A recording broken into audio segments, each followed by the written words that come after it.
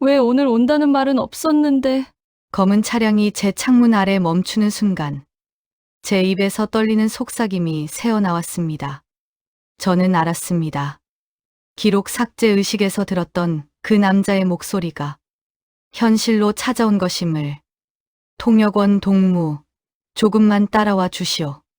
차에서 내린 두 사람이 문을 두드리자 숨이 목까지 차올랐습니다. 오늘 오후 제가 들은 그 금지된 대화가 이미 제 운명을 결정지었겠죠. 안 돼, 지금 나가야 해. 저는 신발도 제대로 신지 못한 채 뛰었습니다. 이 이야기가 궁금하시다면 좋아요, 구독 부탁드리고 어디서 시청하고 계신지 함께 댓글로 남겨주세요. 여러분의 관심이 큰 힘이 됩니다. 그럼 이야기 시작하겠습니다. 저는 원래 조용히 통역 일만 하며 살고 싶었습니다. 평양 외국어학원에서 영어를 전공했고 졸업 후에는 외무성 산하번역과에서 근무했습니다. 그곳에서의 삶은 북한 기준으로는 꽤 안정적이었죠. 그런데 어느 날 제 책상 위에 붉은 도장이 찍힌 호출장이 올라와 있었습니다. 이게 나한테 왜 온 거지? 저는 손끝이 얼어붙는 기분을 느꼈습니다. 이런 종류의 호출장은 보통 평범한 통역원에게 오지 않으니까요. 이건 위로 올라가는 문이거나 혹은 돌아올 수 없는 문 중 하나였습니다. 회의실 문을 열자 검은 양복을 입은 남성들이 앉아 있었고 그 중 한 명이 제 이름을 불렀습니다. 동무, 통역 능력은 이미 확인했소. 이제부터는 특별 임무에 배정될 것이오. 저는 무슨 임무인지 묻기도 전에 그들의 시선에서 이것이 거절할 수 없는 제안임을 이해했습니다. 제가 뭘 하게 되는 겁니까? 제가 더듬거리며 묻자 한 남자가 낮은 목소리로 말했습니다. 김여정 지시로 운영되는 외교 미화 여성단에 들어가게 될 것이오. 순간 머릿속이 새하얘졌습니다. 그 이름이 갖는 무게를 누구보다 잘 알고 있었거든요. 북한에서 김여정의 개인 라인에 들어간다는 것은 그 자체로 영광이자 동시에 가장 위험한 올감이었습니다. 미화 여성단은 해외 귀빈을 상대하는 자리에서 북한 체제를 아름답고 부드럽게 보이도록 만드는 역할을 맡고 있다는 얘기를 어디선가 들은 적이 있었습니다. 하지만 실체는 아무도 모릅니다. 그저 선발된 여성들이 갑자기 사라졌다는 말들만 숨어 돌았죠. 저도 그저 소문이라고 생각했는데 저는 그 방에서 모든 게 사실이라는 것을 느꼈과 동시에 등줄기를 타고 흐르는 식은땀을 참을 수 없었습니다. 면담이 끝나고 복도로 나오자 기존 부서 상사였던 박 과장이 조용히 다가와 속삭였습니다. 동무, 절대로 실수하면 안 돼. 그곳은 우리가 아는 규칙으로 움직이지 않아. 대체 거기가 어떤 곳입니까? 그는 주변을 살피더니 한 단어만 남겼습니다. 조용히, 그리고 완벽하게 기억하고 또 완벽하게 지워야 하는 곳이지. 무슨 뜻인지 이해할 수 없었지만 그날 이후부터 제 일상은 끝난 것이나 다름없었습니다. 며칠 뒤 저는 검은 봉고차에 실려 평양 외곽의 비밀 건물로 이송되었습니다. 창문은 검은 필름으로 가려져 있었고 차량 내부에서는 아무도 말을 하지 않았습니다. 건물에 도착했을 때 한 여성이 나왔습니다. 흰색 단정한 블라우스를 입고 있었지만 눈빛만큼은 군 간부보다 차가웠습니다. 초기 배정자인 이혜진 동무지? 네, 그렇습니다. 그녀는 제 얼굴을 천천히 훑어보더니 말했습니다. 오늘부터 동무는 말투도, 표정도, 기억도 모두 관리받게 될 거요. 기억도? 그 말이 계속 머릿속에 남았습니다. 저희는 외교 현장을 위한 인사교육, 의전교육을 받았지만 그 중 가장 이상했던 것은 기억 관리라는 훈련이었습니다. 한 강사가 말했습니다. 동무들은 회담 내용을 정확히 이해해야 하지만 동시에 필요할 때는 정확히 지워야 하오. 지우다니 어떡해요? 누군가 조심스레 묻자 강사는 빙긋 웃으며 은색 막대를 꺼냈습니다. 의식이 있소. 그 한마디가 방 안의 공기를 얼려버렸습니다. 며칠 후 우리는 삭제 의식이라는 것을 직접 체험하게 되었습니다. 작은 방, 회색 벽, 천장에는 희미한 조명이 하나, 의자가 일렬로 놓여 있었고 의식 담당자들이 우리를 바라보고 있었습니다. 겁낼 것 없소. 이건 동무들의 안전을 위한 절차요. 하지만 그들의 표정은 안전이라는 단어와는 가장 먼 얼굴이었습니다. 제 차례가 되자 한 남자가 제 양쪽 관자놀이에 차가운 금속 장치를 대며 말했습니다. 지워야 할 기억을 말해보시오. 아직 아무것도 모르는데요. 제가 떨리는 목소리로 답하자 그는 미소도 없이 말했습니다. 그렇소. 그러니까 잘 지워지는지 확인만 할 거요. 그리고 장치에서 미세한 진동이 느껴졌습니다. 눈앞이 번쩍이며 짧은 어지러움이 몰려왔습니다. 됐소. 동무는 잘 반응하오. 그 한마디에 제 몸은 무너질 듯 긴장했습니다. 그들은 사람의 기억을 지우는 기술을 이미 갖고 있었습니다. 방법이 과학인지, 심리인지, 세뇌인지, 저는 알 수 없었습니다. 하지만 확실한 건 그 순간부터 제가 제 머릿속을 온전히 믿을 수 없게 되었다는 것입니다. 미화다는 겉으로는 귀빈 앞에서 북한의 격식을 보여주는 임무를 맡고 있지만 내부적으로는 두 그룹으로 나뉘어 있었습니다. 하나는 외교용 장식 역할을 하는 인력, 다른 하나는 통역 정보 필터링을 담당하는 인력, 즉 저 같은 사람들이었습니다. 저희에게 주어진 임무는 단순 통역이 아니었습니다. 어떤 문장은 번역해서 전달해야 하고 어떤 문장은 귀빈이 듣지 못해야 한다는 것.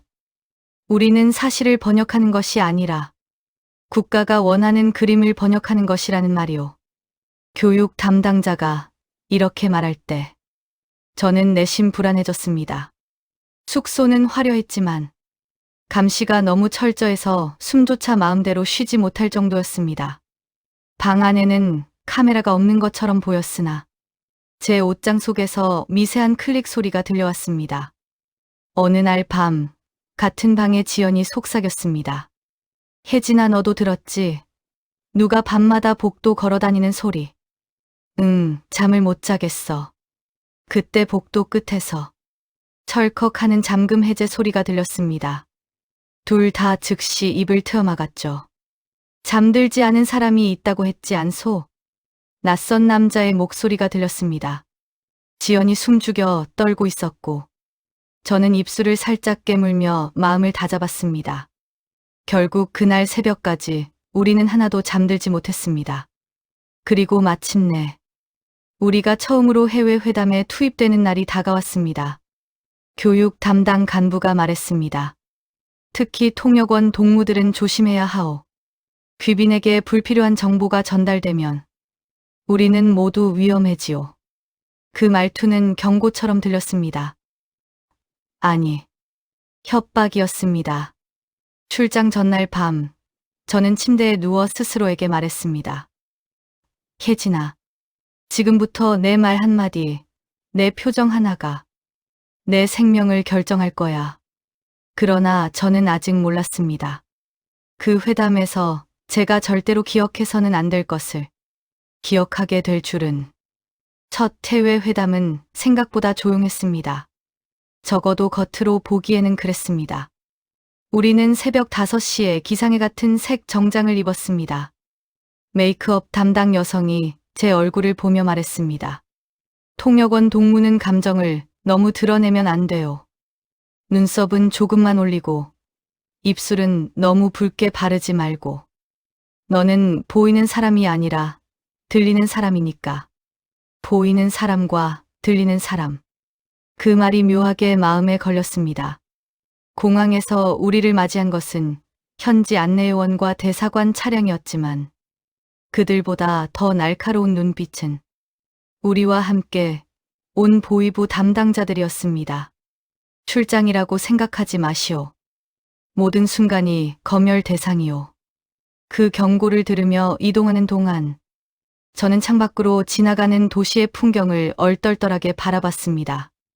북한에서 교과서로만 보던 건물들, 광고판 자유롭게 걷는 사람들. 하지만 곧이어 제 옆자리에 앉은 담당자가 낮게 속삭였습니다. 괜한 상상은 하지 마시오. 동무는 지금 관광 온 게 아니오. 그 말이 꽂히는 순간 저는 억지로 시선을 안쪽으로 걷어들였습니다. 회의장은 호텔 최상층에 자리한 작은 회의실이었습니다. 양쪽에 국기가 세워져 있고 긴 타원형 테이블이 가운데를 차지하고 있었죠. 벽에는 세계 지도가 걸려 있었는데 그 지도 위에 북한은 교과서에서 보던 것보다 훨씬 작아 보였습니다. 자, 통역원 동무들. 우리 책임 간부가 마지막으로 당부했습니다. 오늘 동무들이 해야 할 일은 3가지요. 첫째, 우리 측 발언을 부드럽게 번역할 것. 둘째, 저쪽 발언 중 우리에게 불리한 표현은 최대한 완곡하게 옮길 것. 셋째, 그는 눈빛을 찍어 누르듯 말했습니다. 셋째, 이 방에서 오간 것들을 나중에 귀국 후 정확히 보고할 것.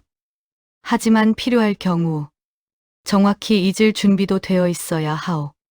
그 말은 농담이 아니었습니다. 회의가 시작되자 저는 자동으로 통역 모드로 들어갔습니다.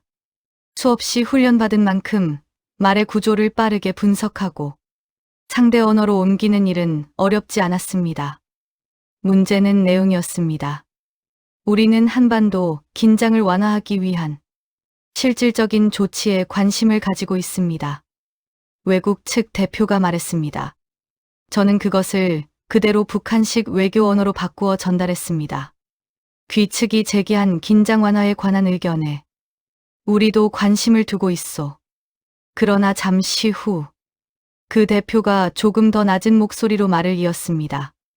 비공식적으로는 당신들 체제의 이미지 관리에 대해 우리가 얼마나 더 협조해야 하는지 솔직한 대답을 듣고 싶습니다. 그때 옆에 앉아있던 우리 측 고위 간부가 살짝 고개를 돌려 저를 보았습니다. 그 부분은 옮기지 마시오. 눈빛만으로도 충분히 이해되었습니다. 그러나 외국 대표는 제가 통역을 멈춘 것을 알아채고 저를 향해 직접 말을 걸었습니다. 통역관, 방금 말한 것도 꼭 옮겨주셨으면 합니다. 그렇지 않으면 우리는 서로 다른 회담을 하고 있는 셈이 되니까요. 순간 회의장의 공기가 무겁게 가라앉았습니다. 우리 측 간부의 손가락이 책상 위를 천천히 두드리는 소리가 들렸습니다. 옮기시오. 그가 짧게 말했습니다. 저는 최대한 중립적인 어조로 번역했습니다. 비공식적으로 귀국의 이미지 관리에 우리 측이 얼마나 협조해야 하는지 솔직한 답변을 듣고 싶다고 하오. 그 순간 우리 간부의 표정에서 미세한 변화를 읽을 수 있었습니다. 이 회담은 표면적으로는 비핵화와 제재 완화를 이야기하고 있었지만 실제로는 북한 체제 이미지를 어떻게 포장하고 팔 것인가에 대한 거래의 장이었습니다.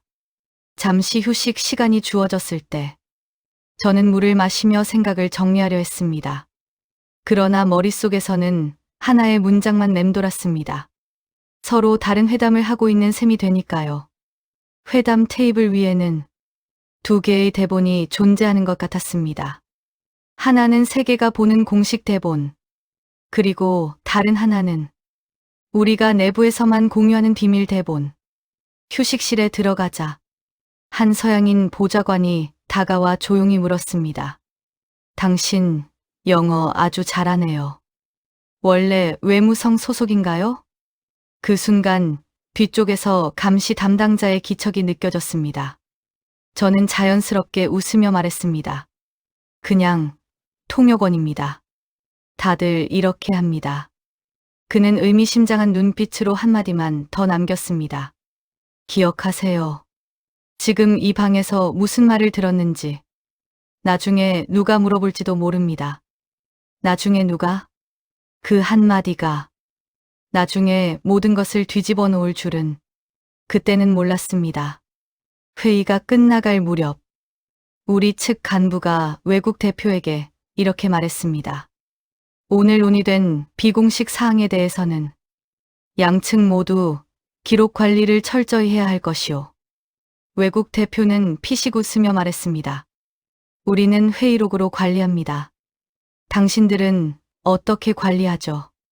그때 우리 간부의 시선이 순간 제 쪽으로 스쳤다가 다시 돌아갔습니다. 우리는 기억으로 관리합니다. 그 말의 진짜 의미를 저는 이미 알고 있었습니다. 그리고 곧 온몸으로 겪게 되었습니다.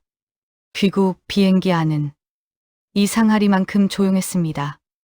대부분 사람들은 피곤한 듯 눈을 감고 있었지만 그건 휴식이 아니라 정리에 가까웠습니다. 각자 머릿속에서 오늘의 회담 내용을 한 번 더 되짚어보고 무엇을 보고해야 할지, 무엇을 묻지 않아도 잊었다고 해야 할지 정리하고 있는 듯 했습니다. 통역원 동무, 옆자리에 앉은 상급 간부가 말을 걸어왔습니다. 오늘 회담에서 동무가 기억하는 전체 내용을 정확히 보고해야 하는 순간이 올 것이오. 네, 알겠습니다. 하지만 그가 목소리를 더 낮췄습니다. 모든 것이 다 기록되는 것은 아니오. 상부가 불필요하다고 판단하는 부분은 동무 머릿속에서 사라지는 것이 동무에게도 우리에게도 안전하오. 그 말이 지시인지 위로인지 저는 끝까지 구분할 수 없었습니다. 평양에 도착한 그날 밤, 우리는 바로 집으로 돌아가지 못했습니다. 공항에서 곧장 외곽의 그 건물로 향했습니다.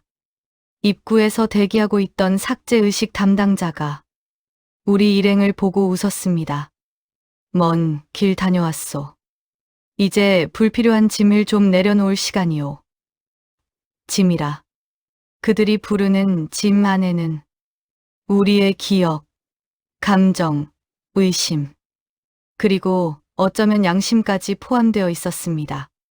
의식실에 들어서자 전에 보았던 회색 방이 다시 나타났습니다. 하지만 이번에는 분위기가 달랐습니다. 첫 체험 때처럼 시험이 아니라 실제 삭제가 진행될 예정이었습니다. 먼저 통역원부터 누군가 말했습니다. 제 심장이 쿵 내려앉았습니다. 이혜진 동무, 앞으로. 저는 다리에 힘이 잘 들어가지 않는 것을 느끼면서도 천천히 걸어나갔습니다. 의식 담당자가 제 앞에 서서 물었습니다. 오늘 회담에서 동무가 기억하고 있는 내용 전부를 지금부터 말해보시오. 저는 숨을 고르고 처음부터 끝까지 차근차근 정리해서 말했습니다. 공식 발언, 비공식 농담, 그리고 이미지 관리에 대한 대화까지. 마지막으로 저는 조금 망설이다가 외국 대표가 했던 말을 덧붙였습니다. 그리고 그 대표가 저에게 이렇게 말했습니다. 기억하세요. 지금 이 방에서 무슨 말을 들었는지 나중에 누가 물어볼지도 모른다. 그렇게 말했습니다. 의식 담당자의 눈이 약간 가늘어졌습니다. 그 말은 할 필요가 없었을 텐데. 옆에 있던 다른 간부가 낮게 중얼거렸습니다. 순간 저는 제가 선을 살짝 넘었다는 걸 깨달았습니다. 좋소. 이제 잊을 부분을 정리하겠소. 의식 담당자는 옆에 서 있던 감시 간부에게 시선을 보냈고 그는 서류 몇 장을 내밀었습니다. 이 부분은 우리 쪽 내부 공용일 뿐이니 너 같은 하위 인력이 알 필요 없소. 그가 말했습니다. 너 같은 하위 인력이라는 말이 이상하게도 위협처럼 들리지 않고 거꾸로 제 자존심을 건드렸습니다. 우리를 그렇게 부르면서 왜 우리의 머릿속까지 마음대로 하려고 하지? 그러나 그런 생각을 드러낼 수는 없었습니다. 그 순간 그것조차도 언젠가는 삭제 대상이 될 수 있었으니까요. 의식 담당자가 다시 차가운 장치를 제 관자놀이에 댔습니다. 이혜진 동무. 그가 낮게 말했습니다. 동무는 똑똑하오. 그래서 더 위험하오. 동무가 살아남으려면 지워야 할 것은 깨끗하게 지우는 게 좋소. 제가 선택할 수 있습니까? 저는 용기를 내어 물었습니다. 그는 피식 웃었습니다. 선택할 수 있다고 믿는 것 자체가 이미 잘못된 생각이오. 찰나의 어지러움과 함께 다시 한번 눈앞이 번쩍했습니다. 머리 깊숙한 곳이 마치 누군가의 손에 쥐어짜이는 느낌이 들었습니다. 됐소. 그가 장치를 떼어내며 말했습니다. 하지만 이번에는 뭔가 달랐습니다. 의식이 끝난 뒤 저는 복도로 나와 잠시 벽에 기대 섰습니다. 머리가 무겁고 속이 메스꺼웠지만 가장 이상한 것은 기억이 다 지워지지 않았다는 것이었습니다. 회의실 풍경, 외국 대표의 표정, 우리 간부의 시선, 그리고 우리는 기억으로 관리한다는 그 말. 모든 것이 여전히 선명했습니다. 마치 누가 지우개를 데려다가 중간에 손을 떼버린 것처럼요. 혜진아, 괜찮아? 지연이 다가와 제 어깨를 잡았습니다. 어지럽긴 한데 기억이 너무 선명해. 나는 반대로야. 지연이 떨리는 목소리로 말했습니다. 무슨 말들이 오갔는지 다 조각나버린 느낌이야. 그때 복도 끝에서 의식 담당자 둘이 낮은 목소리로 주고받는 대화가 들렸습니다. 저 통역원, 반응이 좀 다르지 않았소? 그래서 위험하다는 거요. 그런 머리는 완전히 지우기가 쉽지 않소. 제 심장이 쿵 내려앉았습니다. 그들이 말하는 위험한 머리가 바로 제 머리라는 것을 모르는 척할 수 없었기 때문입니다. 그날 밤 숙소로 돌아온 뒤에도 저는 한잠도 제대로 잘 수 없었습니다. 불을 끄고 누워있는데 눈을 감으면 회담장의 장면이 더 또렷하게 떠올랐습니다. 외국 대표의 말, 기억하세요. 누가 물어볼지 모릅니다. 우리 간부의 말, 우리는 기억으로 관리합니다. 의식 담당자의 말, 동무는 똑똑해서 더 위험하오. 그리고 내 안에서 아주 작은 목소리가 들려왔습니다. 이 사람들은 내가 무엇을 기억하고 무엇을 잊는지 끝까지 확인하지 않고는 놔주지 않겠구나. 그 순간 처음으로 아주 희미하지만 분명한 생각이 떠올랐습니다. 언젠가 여길 떠나야 할지도 모르겠다. 그때는 그 생각이 그저 피곤해서 온 허상이라고 치부했지만 돌이켜보면 그게 탈출이라는 단어의 첫 형태였습니다. 며칠 뒤 저는 결국 단독 보고라는 이름으로 다시 불려갔습니다. 여러분도 아시겠지만 북한에서 단독 보고라고 하면 좋은 일은 절대 아닙니다. 대부분은 문제를 확인하거나 책임을 가르는 자리죠. 작은 방 안에는 고위 간부 한 명과 삭제 의식 담당자, 그리고 차가운 책상 하나뿐이었습니다. 그 방에 들어서자마자 저는 눈을 아래로 내리깔았습니다. 그게 그곳에서 살아남는 방법이거든요. 이혜진 동무, 다시 묻겠소. 회담에서 들은 비공식 대화가 있었소? 그 질문을 들었을 때 저는 숨이 멎는 줄 알았습니다. 그들이 이미 제가 들었다는 것을 알고 있다는 말이니까요. 저는 최대한 평온한 목소리로 대답했습니다. 아닙니다. 전달할 만한 내용은 없었습니다. 그러자 간부는 한 손으로 책상을 두드리며 말했습니다. 동무는 지나치게 기억을 잘하오. 그건 칭찬이 아니라 위험이오. 그 말이 제 가슴에 비수처럼 꽂혔습니다. 제가 잘해서 위험하다니요. 하지만 그게 바로 그들의 세계였습니다. 기억해야 할 것은 제대로 기억해야 하지만 잊으라 하면 깨끗이 잊어야 하는 곳. 그날 이후로 저는 어딜 가든 감시자의 그림자가 따라붙었습니다. 복도 끝에 서 있는 낯선 남자. 제가 책상에 앉으면 창밖 뒤편 어딘가에서 느껴지는 시선. 저는 이제 정말 눈에 띄는 사람이 되어버린 것입니다. 지연은 제 손을 잡고 말했습니다. 혜진아, 너 요즘 너무 표정이 굳어 있어. 뭔 일 있는 거지? 지연아, 혹시 내가 사라지면 어떡하지? 제가 갑자기 그런 말을 꺼내자 지연은 깜짝 놀랐습니다. 그게 무슨 소리야? 그럴 리가 없잖아. 제가 지연이에게 얘기했던 탓일까요? 그 말이 정말로 현실이 됐습니다. 다음 날 아침, 지연이 있던 침대는 깨끗하게 정리되어 있었고, 그 아이의 컵 하나, 신발 한 짝도 남아있지 않았습니다. 지연은 어디 갔습니까? 제가 조심스레 물었을 때 감시자는 다른 임무에 배치됐소. 라고 짧게 대답했습니다. 그 말이 무슨 뜻인지 이곳 사람들은 다 알고 있습니다. 지워졌다는 뜻이죠. 그날 밤 저는 눈을 감지도 못하고 어둠 속에서 이런 생각만 들었습니다. 내가 기억을 지우지 못한 죄로 지연 같은 사람들을 위험하게 만든 건 아닐까. 그 죄책감이 결국 제가 탈출을 결심하게 되는 또 하나의 이유가 되었습니다. 그 뒤로 제 주변에서 사람들이 하나둘씩 사라지기 시작했습니다.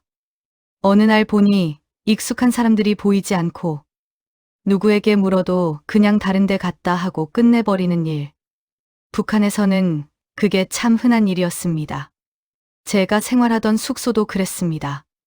평소 늘 시끌벅적하던 복도가 그날따라 너무 조용하더군요.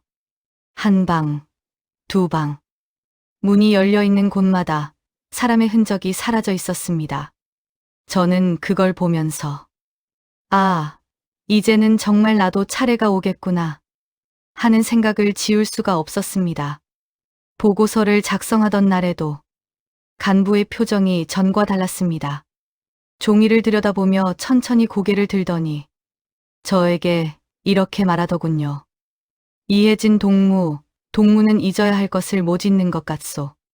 그 말을 듣는 순간 제가 무얼 해도 이미 끝이 정해진 게임이라는 걸 깨달았습니다.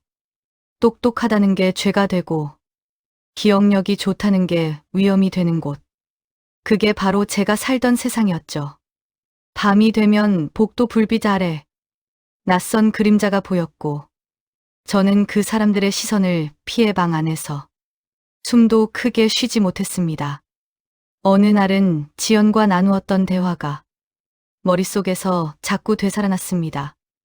혜진아, 내가 사라지면 나는 어떡해? 그 말이 참 가슴 아팠습니다. 하지만 결국 사라진 건 지연이었고 나는 그 현실을 받아들여야 했습니다. 그리고 그날 밤, 제 방문 앞에서 들려온 아주 작은 소리. 종이 쪽지가 문틈 사이로 스르륵 들어오는 소리였습니다. 제가 손을 떨며 그 종이를 펼쳤을 때 거기에는 단 한 줄만 적혀 있었습니다. 지켜보고 있다. 그 글자를 본 순간 제 몸에서 피가 쫙 빠지는 것 같았습니다. 아, 이제 정말 시간이 없구나. 저는 문을 꼭 닫고 책상에 기대어 한참을 서 있었습니다. 그리고 조용히 중얼거렸습니다. 혜진아, 이제는 내가 살아야 한다. 지우기 싫은 기억이라면 지우지 않고 살아갈 수 있는 곳으로 가야 한다. 그날 밤이었습니다. 제가 진짜로 도망쳐야 한다고 마음을 굳힌 건 며칠 뒤 저는 다시 불려갔습니다. 이번에는 삭제 의식실도 아니고 그보다 훨씬 아래층의 작은 방이었습니다. 문을 열자 희미한 형광등이 한 번 깜빡이더군요. 테이블 하나, 의자 2개. 참 썰렁한 방이었습니다. 앉으시오. 간부의 목소리는 이상하게 더 낮고 무거웠습니다. 저는 조용히 앉고 숨을 가다듬었습니다.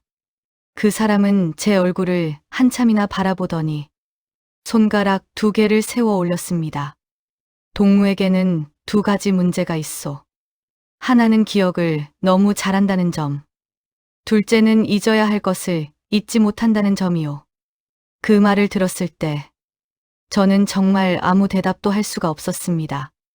기억하는 것도 죄, 잊지 못하는 것도 죄라니. 그곳에서는 도무지 정답이 없었습니다. 위에서는 이미 논의했고 동무에 대해 최종 결론이 나기 직전이요. 그 말은 제게 거의 사형 선고나 다름없었습니다. 저는 떨리는 목소리로 말했습니다. 지시해 주시면 따르겠습니다. 그런데 그가 종이 한 장을 꺼내더니 거기에 짧게 적힌 문장을 제 앞으로 밀어주더군요. 이것이 동무에게 줄 마지막 선택이요. 그 종이에 이렇게 적혀 있었습니다. 불필요한 기억은 스스로 지워라.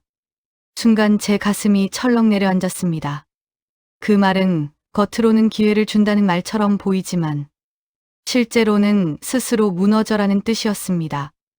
방을 나와 복도를 지나는데 삭제 담당자 2명이 낮은 목소리로 이야기하는 게 들렸습니다. 그 통역원 이제 곧 처리 대상이요. 그래. 날짜만 정하면 되지. 저는 벽에 손을 짚은 채 한동안 움직이지 못했습니다.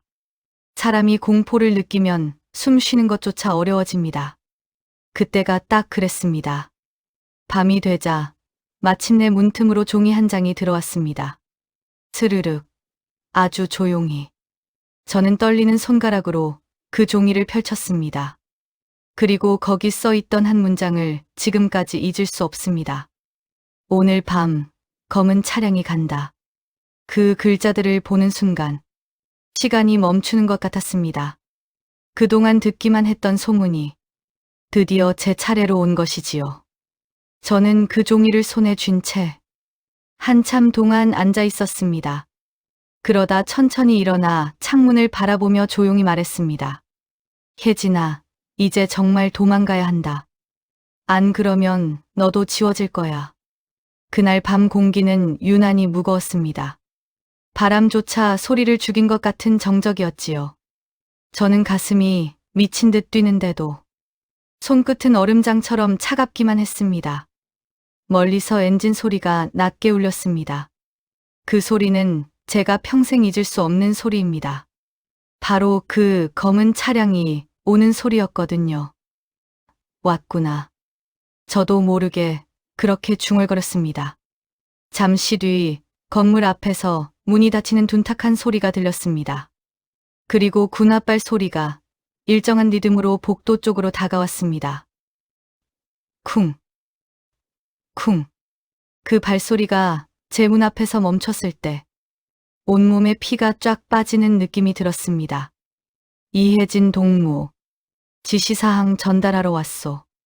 문 여시오. 저는 그 목소리에 대답하지 않았습니다. 대답하는 순간 모든 게 끝났다는 걸 알았으니까요. 잠시 뒤 문고리가 크게 흔들렸습니다. 틀이 덜컥거리고 먼지가 떨어졌습니다. 문 여시오. 최종 명령이오. 최종.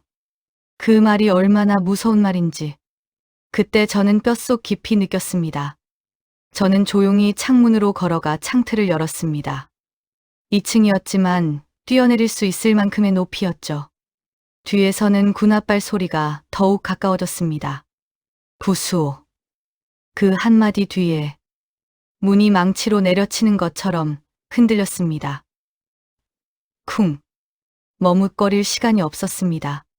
저는 창틀을 잡고 몸을 밖으로 던졌습니다. 허리에 충격이 밀려왔지만 뛰지 않으면 죽는다는 생각뿐이었습니다. 어둠 속에서 누군가 외쳤습니다. 잡아라.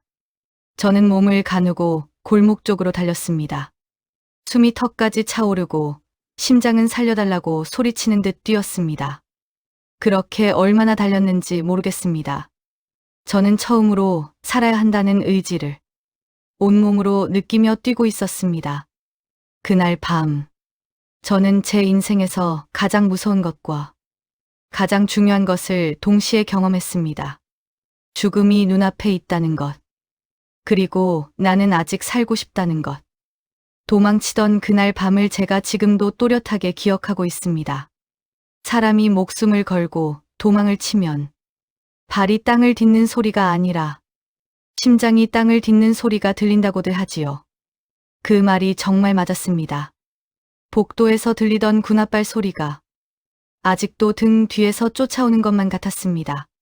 저는 숨이 턱까지 차서 목이 타들어가는데도 멈출 수가 없었습니다. 멈추면 끝이라는 걸 알고 있었거든요. 건물을 빠져나와 골목으로 뛰어들자 밤 공기가 서늘하게 제 뺨을 스쳤습니다. 하지만 그 바람마저도 빨리 도망가라고 등을 떠미는 것처럼 느껴졌습니다. 뒤쪽에서 누군가 고함을 질렀습니다. 저쪽으로 갔다. 놓치지 마라. 그 소리에 제 심장이 찢어지는 듯 했습니다. 손전등 불빛이 건물 벽을 스칠 때마다 제 그림자가 길게 늘어졌다 움츠러들기를 반복했습니다. 도시는 깊은 밤이었지만 그날따라 왜 그렇게 소리가 크게 들리던지요. 제 발소리 하나조차 세상이 다 알아버릴 것처럼 요란하게 울렸습니다. 저는 골목과 골목 사이를 정신없이 파고들었습니다. 어둠 속에서 고양이가 쓰레기통을 건드렸을 뿐인데도 심장이 떨어지는 줄 알았습니다. 그럴 때마다 저는 뒤를 돌아보며 사람인지 그림자인지 모를 무엇이 저를 따라오는 것 같아 온몸이 떨렸습니다. 얼마나 달렸을까요? 두 다리가 더는 제 것이 아닌 것처럼 아무 감각도 없었습니다. 그래도 멈추지 않았습니다.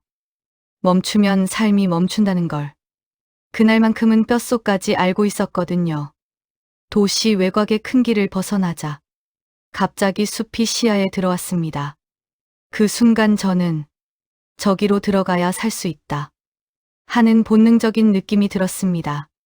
하지만 숲길은 만만치 않았습니다. 나뭇가지는 제 얼굴을 사정없이 때렸고 아래는 돌과 뿌리들이 뒤엉켜 있어 한 걸음 한 걸음이 전쟁이었습니다.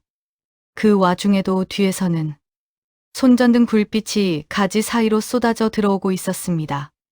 거기 있다. 잡아라. 그 소리가 들리는 순간 저는 거의 비명을 지를 뻔했습니다. 하지만 입을 트어막고 그저 더 깊은 곳으로 뛰었습니다. 심장은 이미 제 것이 아니었습니다.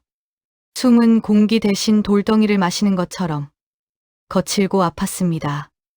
그런데도 이상하게 몸은 계속 앞으로 나갔습니다. 마치 제가 아니라 살아야 한다는 의지만이 저를 움직이게 하는 듯 했지요. 숲의 어두운 길 끝에서 아주 희미한 물소리가 들려왔습니다. 그 순간 저는 걸음을 멈췄습니다. 강이다. 강물 소리는 그때 제게는 천사가 속삭이는 소리처럼 들렸습니다. 살 수 있다, 살 수 있다. 이렇게 외치는 것 같았거든요. 그러나 기쁨도 잠시 강에 가까워질수록 땅은 진흙처럼 미끄럽고 울퉁불퉁했습니다. 숨을 고르려고 잠시 멈춘 순간 뒤에서 또다시 손전등 불빛이 번쩍였습니다. 저기다. 이쪽이다. 저는 비명을 참고 몸을 낮추었습니다. 땅 위에 떨어진 나무십들이 제 숨결에 흔들릴까. 그것조차 두려웠습니다. 얼어붙은 손으로 흙을 움켜쥔 채 소리가 지나가기를 기다렸습니다.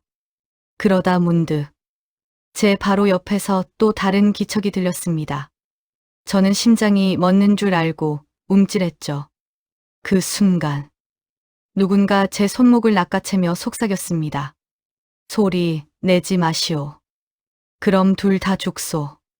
그 목소리는 낮고 거칠었지만 어딘가 절박함이 묻어 있었습니다. 나는 그 손을 뿌리칠 겨를도 없었습니다. 그저 이 어둠 속에서 누군가 살아있는 사람에게 붙잡혔다는 사실만으로 다리에 힘이 빠졌지요.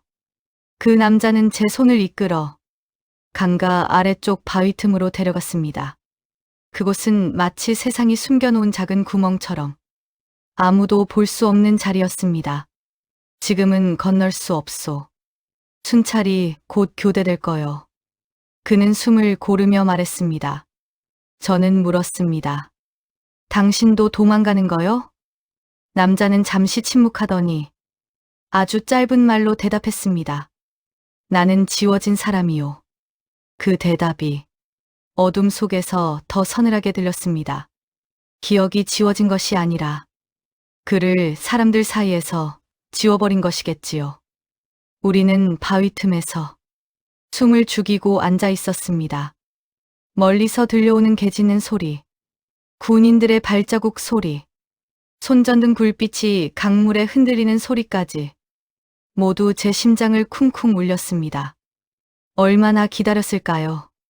저는 떨리는 손을 꼭 잡고 스스로에게 말했습니다. 혜진아, 조금만 더 버텨라. 그러다 남자가 제 손목을 잡았습니다. 지금이요. 뛰시오. 그 말이 떨어지는 순간 저는 물속으로 발을 들였습니다. 아, 그 차가움이란. 그 순간 의식이 바로 깨어나는 느낌이었습니다. 물은 발목을 꽉 잡아 끌어당기듯 차갑고 무거웠습니다. 이어서 허리까지, 가슴까지 물이 차오르자 숨이 턱 막혔습니다. 그때였죠. 뒤쪽에서 군인들이 고함을 지르며 뛰어나오는 소리가 들렸습니다. 강으로 들어갔다. 조명탄 쏴라. 그러자 하늘에서 붉은 빛이 터져 강 전체가 피빛으로 물들었습니다. 저는 공포에 질려 강물 속으로 몸을 깊이 숙였습니다. 하지만 물살이 너무 세서 머리를 억지로 밀어 올리는 느낌이었습니다. 머리 낮추시오. 들키면 끝이오. 남자의 목소리가 물속에서도 희미하게 들려왔습니다. 저는 숨을 참으며 강바닥을 더듬었지만 발이 닿지 않았습니다. 순간 몸이 허공으로 둥둥 뜨며 물살이 저를 옆으로 밀어냈습니다. 잡으시오. 남자가 제 손목을 꽉 붙잡았습니다. 그 순간이 아니었다면 저는 그 자리에서 그대로 휩쓸렸을 겁니다. 그런데 바로 그때 총성이 울렸습니다. 탕, 탕탕. 총알이 물 위에서 튀어오르며 작은 물기둥을 만들어냈습니다. 그 물방울이 제 얼굴에 닿을 때마다 마치 얼음 송곳이 살갗을 찌르는 것 같았습니다. 남자가 제 귀에 대고 말했습니다. 숨을 크게 쉬지 마시오. 들키면 조준당합니다. 하지만 저는 이미 숨이 가빠 물 위로 머리를 내밀고 싶은 충동이 들었습니다. 폐가 불에 타들어가는 듯했고 심장은 짧은 북소리처럼 정신없이 뛰었습니다. 결국 저는 참지 못하고 물 위로 잠깐 얼굴을 올렸습니다. 그 순간 조명탄이 제 얼굴을 비췄습니다. 저는 딱 멈췄습니다. 그리고 조명탄 아래로 군인 하나가 저를 발견하는 장면이 느리게, 아주 느리게 보였습니다. 군인의 입술이 움직였습니다. 저기다. 다시 총성이 들렸습니다. 탕. 총알이 강물에 꽂히며 제 옆에서 뜨거운 물이 튀었습니다. 저는 거의 울음이 터질 것 같은 목소리로 말했습니다. 안 되겠어요. 저 못 가요. 그러자 남자는 두 눈을 크게 뜨며 제 어깨를 잡아 흔들었습니다. 살고 싶으면 팔을 쓰시오. 다리는 물이 데려가고 있지만 팔은 동무것이오. 그 말이 그 순간 제 정신을 잡아주었습니다. 저는 이를 악물고 팔을 휘저으며 물살에 역행했습니다. 손톱이 다 부러질 것 같은 고통이 느껴졌지만 멈출 수가 없었습니다. 물은 차갑고 세고 저는 기운이 거의 다 빠져 몸이 가라앉고 있었지만 그 남자가 제 뒤에서 떠밀어 주었습니다. 조금만 더 가면 바닥이 보일 거요. 저는 떨리는 팔로 물을 끼적이며 앞으로 나아갔습니다. 그러자 어딘가에서 지늘기 발끝에 스쳤습니다. 닿았다. 땅이다. 저는 마지막 남은 힘을 짜내 강과 진흙을 두 손으로 붙잡고 끌어당겼습니다. 군인들의 외침은 점점 멀어지고 물살 소리만이 귀를 울렸습니다. 그리고 마침내 저는 진흙 위에 쓰러졌습니다. 손끝이 떨리고 온몸이 얼어붙었지만 마음 한 구석이 이렇게 말했습니다. 혜진아, 너 살아있다. 너 살아남았다. 하지만 저는 알았죠. 그날 밤 강을 건넌 것은 목숨만이 아니라 제 과거와 두려움, 그리고 지워지지 않겠다는 작은 의지였다는 거요. 그날 이후 저는 다시는 그 강을 떠올리지 못할 만큼 눈물겹게 힘든 길을 걸어야 했습니다. 하지만 분명히 말할 수 있습니다. 그 강을 건넌 순간이 제 인생을 두 번째로 살게 한 진짜 시작이었습니다. 강을 건넌 뒤 진을 위에 쓰러져 있던 그 순간, 저는 살아남았다는 안도보다 이제 어디로 가야 하는가 하는 막막함이 더 컸습니다. 살아났지만 앞으로의 길이 결코 쉽지 않을 것을 몸이 먼저 알고 있었습니다. 강에서 함께 나온 남자가 조용히 말했습니다. 여기 오래 머물면 안 돼요. 중국 쪽으로 더 들어가야 합니다. 저는 그의 말에 고개를 끄덕였습니다. 그날부터 우리는 어둠 속을 이동하는 그림자 같은 사람들이었습니다. 숲을 따라 며칠을 걸었습니다. 젖은 옷은 햇빛도 없이 마르지 않았고, 배는 고파도 쉬쉬 무언가를 먹을 수 없었습니다. 어디서든 발각되면 끝이었기 때문입니다. 어떤 날은 버려진 움막에서, 어떤 날은 농가의 돼지우리 뒤편에서 잠을 청했습니다. 잠을 잔다는 표현이 무색할 정도로 늘 한쪽 귀는 열어둔 채였습니다. 중국 땅에 넘어왔을 때 가장 먼저 느낀 건 안도가 아니라 또 다른 감시의 시작이었습니다. 길을 걷다 마주친 사람들의 얼굴, 가게 문 앞에서 서 있는 공안의 표정, 모든 것이 위험으로 보였습니다. 우리는 정해진 연락책을 찾아 두만강에서 멀리 떨어진 내륙 도시까지 이동했습니다. 밤에는 산속을 걸었고, 낮에는 버려진 창고나 공사장 아래에 숨어 지냈습니다.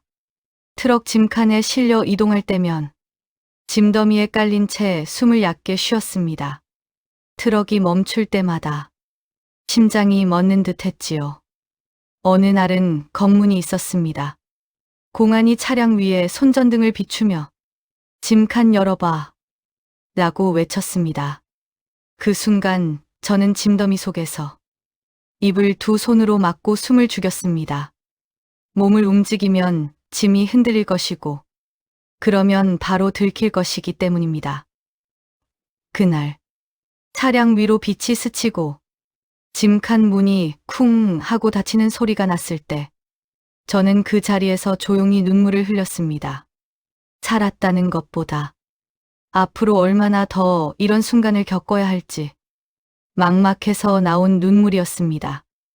우리는 그렇게 중국 내륙을 수없이 이동했고 마침내 제3국 국경지대에 도착했습니다. 그곳은 철조망이 없었지만 사람들의 눈빛은 모두 날카로웠습니다. 누가 우리를 도울 사람이고 누가 우리를 잡아 넘길 사람인지 도무지 알 수 없었지요.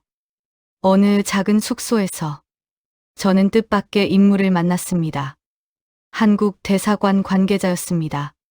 그는 제 신분을 확인한 뒤 조용히 물었습니다. 한국에 가고 싶습니까? 그 단순한 문장이 저에게는 구원의 숨결처럼 들렸습니다. 저는 눈물만 흘리며 고개를 끄덕였습니다. 그동안 참아왔던 감정들이 그 한마디에 무너져 내렸습니다. 그리고 며칠 뒤 우리는 비행기에 올랐습니다.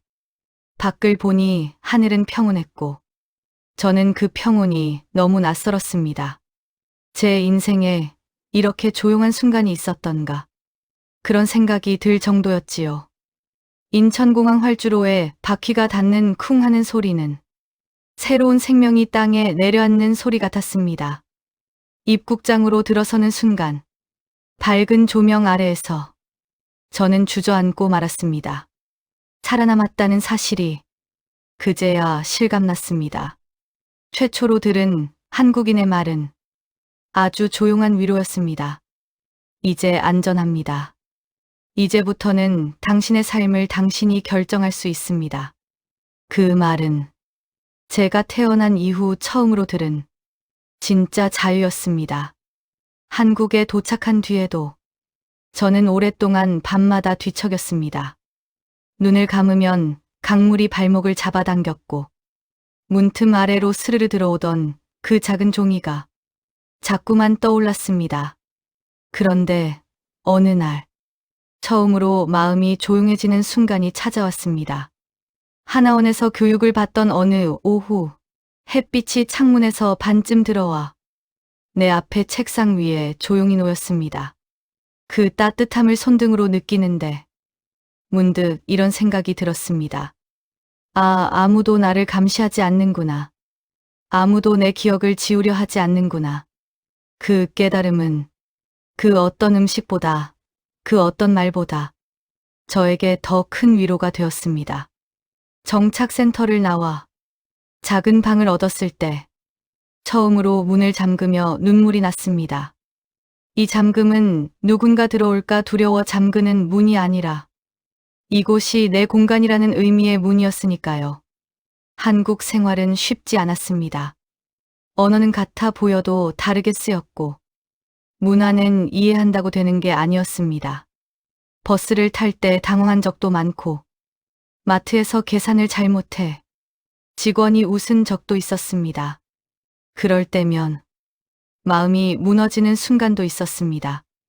나는 왜 이렇게 모를까? 왜 이렇게 서툴까? 하지만 또 어느 날은 작은 일 하나가 큰 기쁨이 되기도 했습니다. 처음 아르바이트 월급을 받던 날, 저는 봉투를 꽉 쥐고 한참 동안 울었습니다. 누구에게도 빼앗기지 않은, 누구의 허락도 필요 없는 내 노동의 대가를 처음으로 손에 쥔 날이었기 때문입니다. 밤에 혼자 조용히 창밖을 보면 이제는 두려움보다 내일은 무엇을 배울까 하는 기대가 더 컸습니다. 누군가 제게 물었습니다. 한국에 와서 무엇이 가장 좋습니까?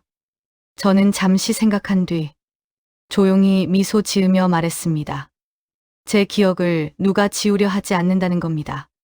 제 기억은 아픔으로 가득하지만 그 기억들이 있었기에 저는 여기까지 올 수 있었습니다. 이제 저는 지워지지 않은 사람으로 살고 있습니다. 그리고 앞으로도 누구의 손에도 지워지지 않는 삶을 제 스스로 만들어 가고 싶습니다. 이 이야기를 이렇게 누군가에게 들려줄 수 있다는 것, 그것 자체가 제가 살아남았다는 증거입니다. 오늘 제 이야기를 들어주셔서 정말 고맙습니다.